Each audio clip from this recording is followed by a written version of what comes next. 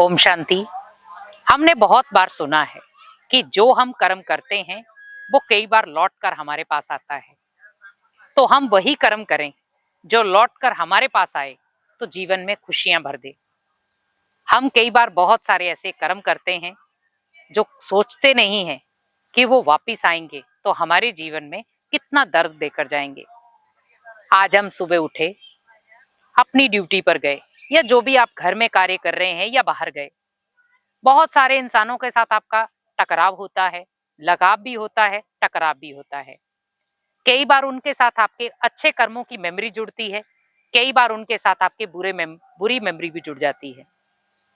लेकिन उस समय हम ये भूल जाते हैं कि जो मेमोरी हमारी माइंड में छप जाएगी वही हमारे कहीं ना कहीं कर्मों में आ जाएगी।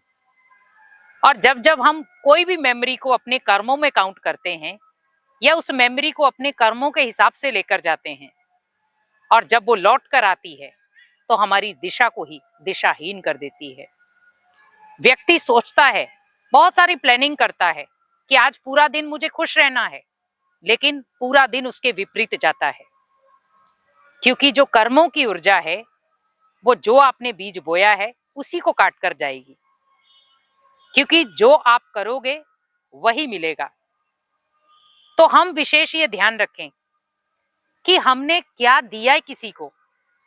अगर हमने किसी को दुआएं दी हैं तो बदले में आप ये उपेक्षा रख सकते हैं कि मुझे भी उसकी बदले में दुआएं ही मिलेंगी।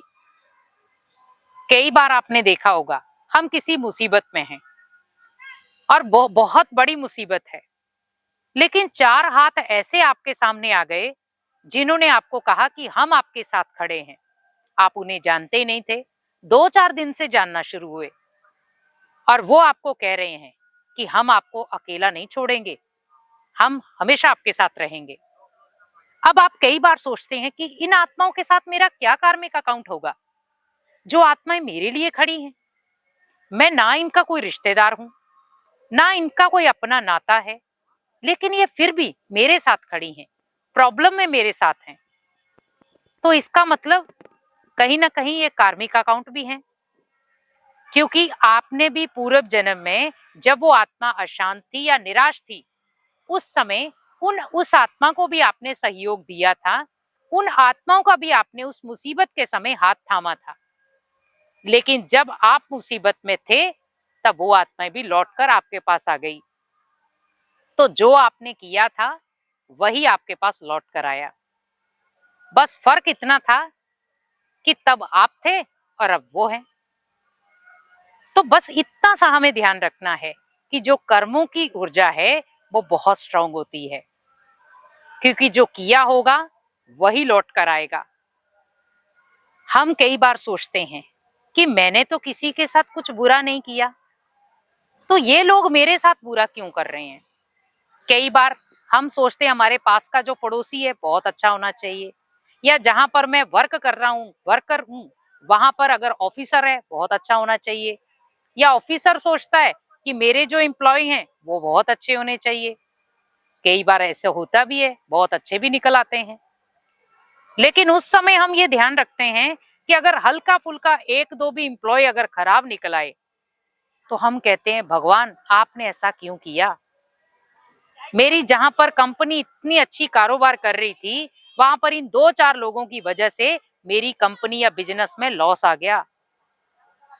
अब ये सोचो, वो जो 2 या 3 लोग आपकी कंपनी में आए उनके साथ ही आपका कार्मिक अकाउंट नेगेटिव था।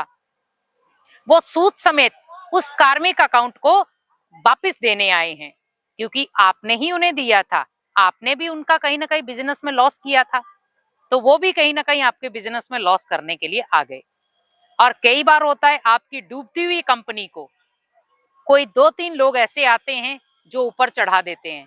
हम कहते अगर आप ना होते हमारी कंपनी में तो शायद हमारी कंपनी इतनी टॉप क्लास में ना जाती। कई बार वो अपने रिलेटिव भी होते हैं, और जब वो टॉप क्लास में जाती है तो हम कई बार कहते हैं कि हाँ सच में इनके आने से ही मैंने इतना बड़ा ऊंचा शिखर लिया।